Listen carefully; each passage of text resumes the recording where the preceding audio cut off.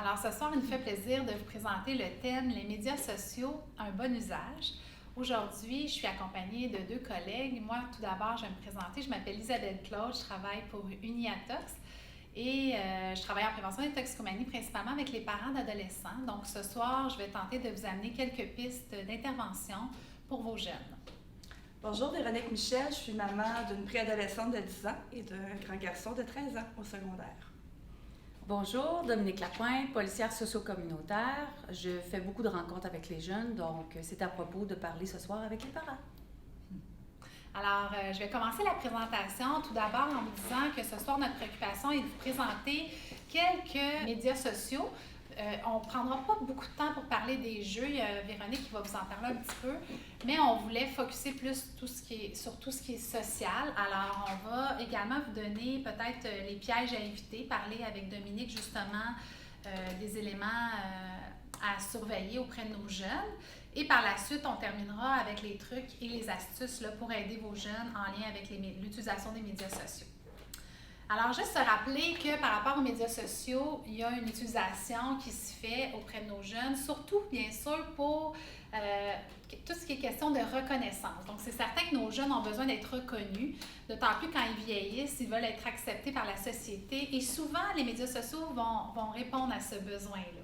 Alors, on a souvent l'impression que les médias sociaux ou les jeux ont un aspect plus négatif, mais il ne faut pas oublier qu'il y a des aspects très positifs pour nos jeunes là, en lien avec l'utilisation. Un autre élément que les jeunes recherchent, c'est souvent le prolongement de leur vie intime. Alors, on se rend compte que les jeunes ont l'impression justement de pouvoir parler d'eux, s'exprimer, être entendus. Et on compare des fois un petit peu avec le journal personnel. On se souvient qu'avec le journal, il y avait la petite clé. Maintenant, avec les médias sociaux, on utilise le mot de passe. Alors, juste se remémorer finalement que ça peut avoir cette utilisation-là auprès de nos jeunes.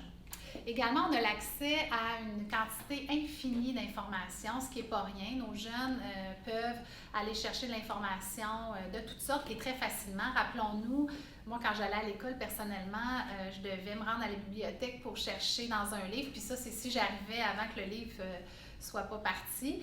Maintenant, nos jeunes ont accès facilement à l'information, puis ça rend la vie facile aux parents également.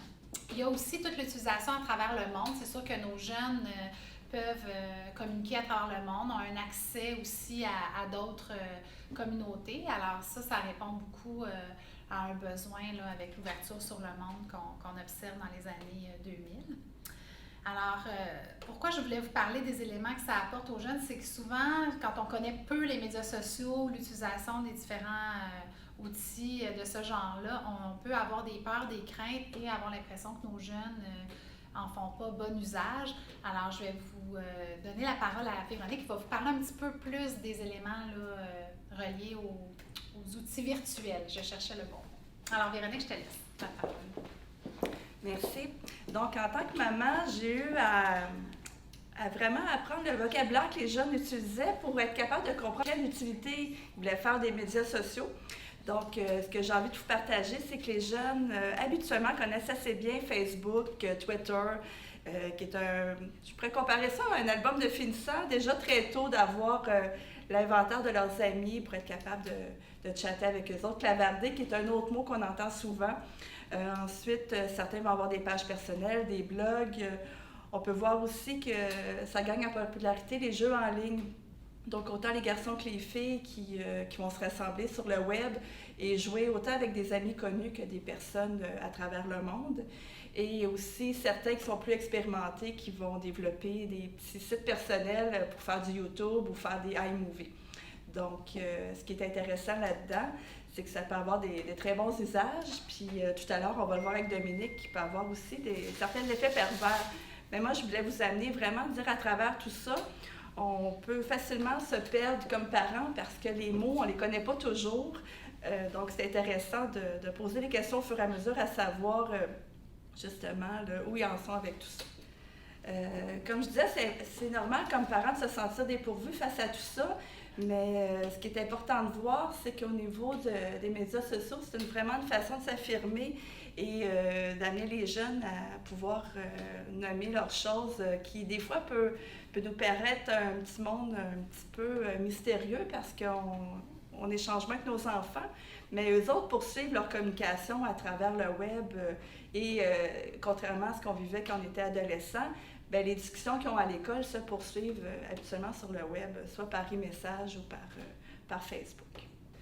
Communiquer dans le virtuel pour nos jeunes, c'est monnaie courante, mais nous, comme parents, je pourrais vous partager une expérience que j'ai vécue parce que parfois, mon conjoint et moi, on est à l'extérieur pour des formations. Il est arrivé à un moment donné, en 5e année, mon fils qui avait à nous nommer qu'il avait eu un code de vie. Pourquoi je vous le présente, c'est qu'il y avait une petite chaîne de le présenter à mon père qui gardait à la maison. Et à distance, on a pu, avec les iPads et iPods, avoir accès à l'information que lui avait eue comme conséquence. Et virtuellement, on a vu les documents et ensuite, avec mon père, on a pu coacher mon fils à ce qu'il puisse s'exprimer. Ça a fait beaucoup baisser l'anxiété et ça a permis qu'à distance, on a pu régler ça parce que souvent, les professeurs veulent avoir une signature qui confirme qu'on a pris connaissance de l'événement. Donc, quelque chose qui peut nous montrer que justement, dans les années 2000, on peut quand même avoir les mêmes difficultés à l'école pour les enfants, mais qu'on peut régler ça facilement. Il faut se rappeler que nous, à l'époque, le téléphone, c'était notre moyen le plus efficace pour rejoindre nos amis après l'école. Mais maintenant, comme parents, de savoir que nos enfants communiquent par e-message, soit qu'ils se voient par FaceTime ou soit qu'ils font seulement se texter, ça peut amener à avoir certaines préoccupations parce qu'on perd un petit peu le fil à savoir justement avec qui nos enfants parlent, contrairement à quand on était plus jeune. Et là, les parents répondaient eux-mêmes et savoir, OK, c'était l'ami qui te parle. Donc, cette préoccupation-là amène beaucoup à discuter avec nos enfants. Puis, je vais faire la suite avec Dominique qui va nous parler des mises en garde justement à avoir dans le domaine des médias sociaux. Alors, c'est sûr que le côté positif, on en parle beaucoup. Malheureusement, moi, je vais avoir la portion un peu de mise en garde. C'est important, Internet, ça fait partie dans la vie de nos jeunes et même de nous. Et peut-être que nos ados futurs adultes auront à travailler avec Internet. Donc, c'est important d'être au courant et c'est pour ça que ce soir, on veut vous sensibiliser. Internet, c'est important, il faut chercher de la bonne façon. Si vous mettez de l'information minime, vous allez risquer de tomber sur des sites et des contenus indésirables. Malheureusement, Internet ne fait aucune censure. Et c'est pour ça qu'on doit absolument, quand on fait une recherche, soyez avec vos enfants précis. Si on fait une recherche sur le petit du merle, bien, c'est important de marquer qu'on veut un oiseau, que c'est un merle et que c'est les petits du merle qu'on veut parce que sinon on pourrait tomber sur les moineaux, les petits oiseaux et ça ne serait pas nécessairement ce qu'on voulait comme image. Donc c'est super important parce que malheureusement, avec Internet, on peut tomber sur ce genre de site-là. Si jamais ça arrive, on a toujours un endroit où on peut signaler sur la page où vous allez être, si vous tombez sur des sites de nudité ou de pornographie ou peu importe, c'est vraiment important là, de signaler ces sites-là. C'était mis probablement par des gens qui veulent que par un nom, on tombe sur ce genre de site-là et c'est indésirable, on ne veut pas ça pour nos enfants et pour nous non plus d'ailleurs. Donc, c'est important de savoir aussi que le fameux Facebook, parlons de Facebook, sûrement que vos enfants vous ont demandé d'avoir une page, ça prend 13 ans pour être sur Facebook. C'est important d'avoir le 13 ans parce que la conscience sociale à 13 ans, elle est un peu plus présente qu'un enfant qui a 10, 11 ans. Je sais que vous avez à dealer, à essayer d'argumenter, de négocier avec vos enfants, mais ça serait important vraiment d'attendre le 13 ans. Si jamais vous décidez autrement, ça serait d'encadrer davantage, d'être ami Facebook avec vos enfants, d'avoir les mots de passe de vos enfants pour pouvoir aller vérifier parce que tout ce qui est écrit dessus, que ce soit les photos, que ce soit les vidéos, appartient à Facebook. Donc, ça n'appartient plus aux jeunes ou à votre famille. C'est vraiment vous donner ce contenu-là et c'est quelque chose qu'on ne peut pas récupérer. C'est à jamais, c'est constant, c'est permanent, donc on ne peut pas effacer aucun contenu qu'on met là-dessus. Donc, quand l'enfant met son école, met son groupe de hockey, le nom de son groupe de hockey, prend des photos, c'est facile pour quelqu'un qui est un petit peu habile sur Internet, peut savoir exactement où les photos ont été prises, peut retracer l'école primaire, dans quelle municipalité et tout ça. Donc, s'il y aurait des gens qui auraient des mauvaises intentions, c'est très facile là, de retracer un enfant. Donc, pas parce qu'un enfant met un pseudonyme que tout le reste qui est véritable va berner la personne qui aurait des mauvaises intentions. Donc, c'est très important de savoir que c'est public, qu'on ne peut pas retenir le contenu, qu'une fois c'est parti pour toujours. Les photos, les vidéos, les conversations, même qu'on pense qu'ils sont en lien direct avec l'autre personne, en confidentialité, ne le sont pas. On a un petit vidéo à vous montrer, c'est une jeune fille qui met une photo d'elle. Elle la met sur un babillard à l'école, mais c'est comme si elle le mettait sur Internet. On fait le lien babillard et Internet. Et chaque personne qui passe devant le babillard prend la photo. Et la photo réapparaît toujours, constamment. Donc, si la photo est prise 30 fois, bien, elle revient 30 fois. Et on voit la jeune fille qui revient à la fin et qu'elle prend sa photo et on voit qu'elle est pas contente, elle la chiffonne, elle la met par terre et la photo réapparaît et se dépêche à toutes les enlever, mais il en réapparaît à chaque fois qu'elle essaie de les arracher. Donc, c'est vraiment l'idée qu'on veut que vous gardiez, c'est qu'à chaque fois que vous mettez photos, vidéos, conversations, vous ne pouvez plus les supprimer. Ils sont là, ils appartiennent, comme là on parlait de Facebook, donc ça appartient à Facebook, puis il peut en faire ce qu'il veut. Donc, voici la vidéo.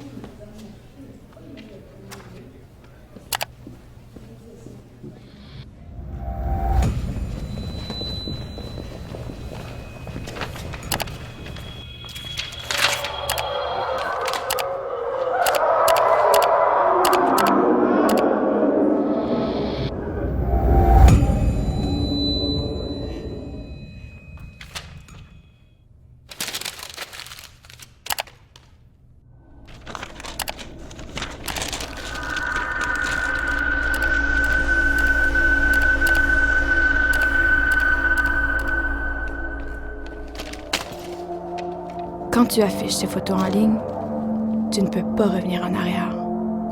C'est permanent. Tout le monde peut les voir. Réfléchis avant de cliquer.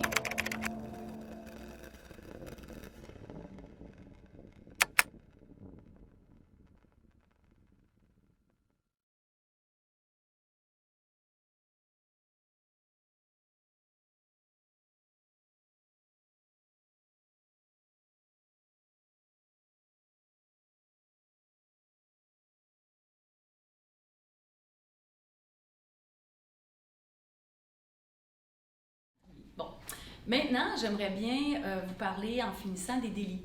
Malheureusement, les délits qui sont commis via Internet sont de plus en plus à la hausse, je dirais. Là, quand on parle de cyber-intimidation, c'est un mot très à la mode. Là. Nos jeunes, malheureusement, vont prendre les moyens technologiques pour continuer à mettre de la pression sur leurs victimes ou les gens qu'ils n'aiment pas. Donc, le fait d'intimider quelqu'un sur Internet, le fait de menacer, ça devient en quelque sorte du harcèlement. Il y a toujours des possibilités d'accusation criminelle. Ce qui est important de savoir, c'est qu'un jeune est responsable de ses paroles, de ses écrits, de ses gestes à partir de 12 ans. Donc, de 12 à 17 ans, un jeune est responsabilisé. Et ça ne sera pas le parent qui va l'être. Donc, c'est important de savoir que ça s'appelle la Loi du système de justice pénale pour adolescents, qu'elle se retrouve en annexe dans le Code criminel canadien et que très souvent, ce que les jeunes ont comme conséquence, c'est des travaux communautaires. Pas sur les heures d'école, en dehors des heures d'école, les soirs ou les fins de semaine. Et l'enfant doit faire toutes ces heures et bien les faire. Et si c'est fait, c'est une réussite et ça reste quand même 2 ans inscrit dans l'informatique policier. Et sinon, si le jeune ne respecte pas ses conditions ou ses heures de bénévolat à faire, à ce moment-là, c'est un échec et il y a encore plus d'autres conséquences qui se rajoutent à tout ça. Donc, c'est important de savoir que la loi, elle est là aussi pour encadrer nos jeunes, pas nécessairement pour les punir, mais pour leur montrer qu'ils ont dépassé une ligne et que c'est important qu'ils ne recommencent pas. On parle de distribution et fabrication de pornographie juvénile.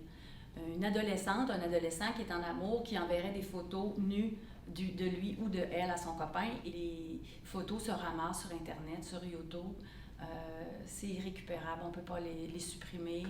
Elles sont parties mais il peut y avoir des accusations sur ceux qui font la photo, qui l'envoient sur Internet, ceux qui la distribuent et qui l'enregistrent. Il y a des accusations possibles pour ça aussi.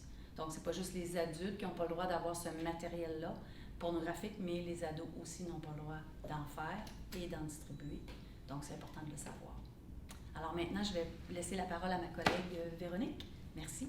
En tant que parent, on se questionne souvent à savoir à quel moment ça devient problématique par rapport à l'utilisation qu'un jeune peut faire des médias sociaux. Je porterai à votre attention à partir du moment où on voit que notre jeune a des émotions partagées, semble irritable ou semble triste ou au contraire en colère, et que vous voyez qu'il évite certaines discussions, quand on lui demande justement avec qui tu échanges sur Internet, on peut commencer à se questionner. Voir aussi s'il n'y a pas des conflits de personnes qu'on ne connaît pas. Autre chose qu'on pourrait voir, si ça joue sur son sommeil, sur l'appétit qu'il peut avoir, finalement, avoir justement le nombre d'heures. À partir de quel moment on peut être préoccupé? Je pourrais facilement vous donner une idée de grandeur, vous dire qu'à partir de 40 heures, on pourrait commencer à être préoccupé que notre jeune soit sur Internet, sur les médias sociaux. Mais je vous dirais, à partir du moment que notre jeune est différent, qui s'isole, qui n'est plus comme avant, et qu'on voit qu'à partir du moment où il y aurait l'interdiction d'utiliser ça et que ça devient comme un manque pour lui, de voir quel impact que ça peut avoir. Puis à partir du moment où ça brime un petit peu la vie familiale et qu'on se retrouve à moins échanger avec nos jeunes parce qu'ils ont plus envie d'être là-dessus, ça peut être quelque chose justement qu'on voit comme problématique. Je vais vous inviter à échanger maintenant avec Isabelle qui va poursuivre justement sur les pistes d'intervention à avoir. Alors, qu'est-ce qu'on peut faire quand on a observé, comme le disait Véronique, des changements chez notre jeune qui peuvent être aussi, évidemment, l'adolescence, il faut faire attention, il peut y avoir d'autres problématiques. C'est bien sûr que ce n'est pas tout le temps lié à l'utilisation des outils virtuels, mais tout de même, prendre le temps d'évaluer un petit peu ce qui se passe avec notre jeune, prendre du temps avec lui, je pense que ça peut être un élément positif, surtout parler de nous. Donc, si j'ai une inquiétude, partir de l'observation qu'on a du comportement, par exemple, si j'ai vu que mon jeune s'isolait davantage, je me rends compte que tu joues moins avec tes amis depuis quelque temps. Qu'est-ce qui se passe? Est-ce que tu as envie d'en parler? Donc, de pouvoir prendre le temps de discuter avec notre jeune va peut-être nous permettre d'en savoir un peu plus et de faire la bonne intervention à ce moment-là. Évidemment, étant moi-même parent, j'ai observé que nos propres comportements peuvent avoir aussi une influence sur nos jeunes. Par exemple, lors des soupers ou dans des sorties, mon adolescent m'a déjà fait remarquer que j'utilisais mon téléphone, puis que ça brisait la communication. J'ai trouvé ça très intéressant que ce soit souligné par lui. Effectivement, d'être un modèle pour notre famille, nos enfants, je pense que ça peut être un élément intéressant. Puis je pense que c'est important de s'auto-observer aussi avant de mettre des règles familiales pour pouvoir faire partie aussi de ce fonctionnement-là. Donc, un des éléments importants, dans le fond, nous comme modèle avec notre jeune. Évidemment, après ça, quand on met des règles, si on peut le faire en famille, c'est toujours plus gagnant quand tout le monde a participé à la discussion puis qu'on a pu formuler un petit peu les règles familiales ensemble et on peut même les laisser une trace donc dans la maison à titre de rappel. Toujours plus facile aussi de les appliquer par la suite, que ce soit une heure où on termine, mettons, la journée avec les outils virtuels, les iPads, etc. Donc, ça pourrait être 9 heures, par exemple, puis tout le monde s'entend, à 9 heures, on ferme nos outils. Évidemment, quand on sait qu'il y a un laisser-aller, puis qu'on a besoin d'être un petit peu plus cadrant, il y a toujours des moyens de débrancher le router ou de mettre une minuterie. Je sais qu'il y a Véronique qui avait des petits trucs. Je ne sais pas si tu avais le goût d'en partager quelques-uns. Y a-t-il des choses que tu mets en application, toi, à la maison, par exemple? Bien, selon les systèmes informatiques que les gens peuvent avoir, c'est facile de savoir à quel moment de la journée il peut y avoir une grande utilisation. Et selon les systèmes, justement, avec les routeurs, on peut mettre une minuterie, mais par rapport à dire à telle heure, le système se ferme. Donc, pour des ordinateurs en particulier. Ou quand on est absent de la maison. Quand on est absent. Je porterai attention aussi, j'ai déjà eu une amie qui me disait que c'était la nuit, que des fois un jeune pouvait se lever en pensant justement que l'heure était terminée, mais il y avait comme une heure qui repartait dans la nuit. Donc, ça peut être un peu ça. On suggère de s'informer, je pense, à ce moment-là, dans les boutiques où ils vendent les routeurs ou les matériaux de ce type-là. Mais il y a des choses qui se font. Si vous avez l'intérêt, vous pouvez vous informer. Mais je pense que la discussion est toujours un bon élément à considérer avant, d'informer les jeunes du pourquoi on veut mettre ça en place. Puis si on a vu des comportements abusifs, d'en parler tout simplement avec le jeune pour pouvoir l'amener à réfléchir. Souvent, on n'est pas prêt à passer à l'action, mais juste de l'amener à lui-même prendre conscience des changements qui se sont faits dans la maison. Je pense que ça peut l'inciter à lui-même proposer des changements. Puis expliquer justement qu'il y a des mots-clés, comme Dominique nous parlait tout à l'heure, que certains mots peuvent être bloqués dans un système à ce moment-là. À la maison, nous, comment ça fonctionne, c'est certains mots vont bloquer, qui va faire que mon conjoint va recevoir un message qui va annoncer justement qu'il y a eu une recherche avec certains mots. Donc, ça a amené justement à préciser, de dire, bien, tes mots doivent être plus clairs parce que des fois, des mots amènent à l'interprétation. La même chose aussi, certains jeunes aiment beaucoup s'inscrire en ligne sur différents sites, autant sur la mode pour les filles que sur des jeux pour garçons comme Minecraft et tout ça. Donc encore là, le parent doit autoriser. Donc un message qui sera à l'ordinateur du parent pour dire l'enfant demandait ça. Donc ça revient à ce que Dominique disait tout à l'heure par rapport aux âges. Il y a certains âges que les enfants n'ont pas accès à ces jeux-là. Donc ça amène beaucoup de discussions à avoir, c'est vraiment précieux. Ouais. Puis le fait de pouvoir en parler, moi, je me rends compte que s'ils ont le goût, l'intérêt de pouvoir leur permettre de partager ça, qu'est-ce qui fait que tu auras envie d'en faire partie? Qu'est-ce qui fait que tu as envie de faire telle chose? Puis ce que ça nous permet à ce moment-là, c'est des fois de proposer une alternative ou de chercher ensemble un outil. Entre autres, tu m'avais parlé du blog que ta fille voulait faire. Puis là, Véronique lui a proposé de le faire sur Word et de le partager à quelques-unes de ses amies. J'avais trouvé ça fort intéressant. Alors, je pense qu'il peut y avoir des alternatives qui soient proposées. Également, une dernière chose en terminant, j'aimerais dire, bien, le fait d'avoir multiplié un petit peu les intérêts de nos jeunes, évidemment, on le sait, de voir avec eux leur intérêt autre, qu'ils soient récréatifs, sportifs, de les accompagner aussi dans certaines activités, toujours dans le but de trouver l'équilibre là, pour le jeune et la famille, mais c'est sûr que ça demande une implication du parent par le fait même, mais je pense de faire la liste des choses qu'ils aiment, puis de voir à ce qu'ils trouvent un équilibre à l'intérieur de ça. C'est toujours gagnant dans tous les domaines de prévention de toute façon. Bien, c'est ça, ce qui est précieux comme parent, allez avec vos jeunes, allez voir c'est quoi qui les préoccupe, qu'est-ce qui les passionne sur Internet, puis comme tu dis, d'aller le faire dans la vraie vie. Parce que moi, je serais préoccupée si je ne connaissais pas le nom des amis qu'il y a sur Internet. Souvent, c'est ses amis qu'il a fréquentés à l'école ou les amis qu'il avait au primaire. Mais à partir du moment que c'est des pseudonymes, que c'est des gens qu'on ne sait pas leur âge, surtout dans les jeux en ligne, ça peut être préoccupant. Ce qui est rassurant, par exemple, sur certains jeux en ligne, comme exemple Minecraft, c'est qu'il y a des modérateurs. Donc, des fois, il peut y avoir des discussions entre certains jeunes où des jeunes vont nommer des propos inappropriés. Mais comme je disais tout à l'heure, les mots vont popper et ça va bloquer. Donc, des gens pourraient être retirés. Donc, de bien connaître, parce que je vois que tu connais bien le fonctionnement, je pense que ça nous donne une assurance, une confiance, ça nous permet de mieux accompagner nos jeunes. Ça augmente aussi notre crédibilité parce qu'ils savent de quoi on parle. On n'est pas juste en réaction, on est plutôt à accompagner ces jeunes-là dans l'utilisation des médias sociaux. Donc, faites-vous confiance, intéressez-vous à ce qu'ils font. Puis à ce moment-là, je suis certaine que ça va aller pour le mieux. Et s'il y a des questions, je pense qu'il va y avoir les références de l'information qu'on vous a donnée aujourd'hui. Il y a toujours le poste de police ou une IATOX aussi à qui vous pouvez téléphoner. Alors, bonne chance avec vos jeunes.